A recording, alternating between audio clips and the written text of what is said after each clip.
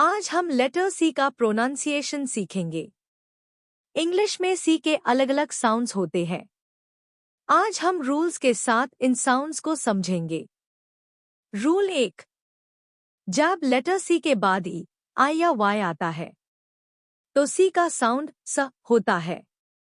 Examples: rice, nice, citizen, circle, cinema, cycle, cipher. Rule 2। जब letter C के बाद A, O, U, K, R या L आता है तो सी का साउंड क होता है।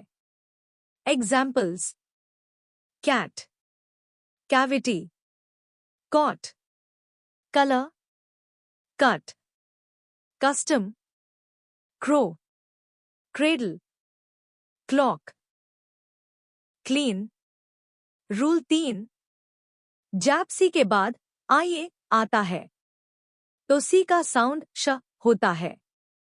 Examples: social, racial, musician, facial. Rule 4।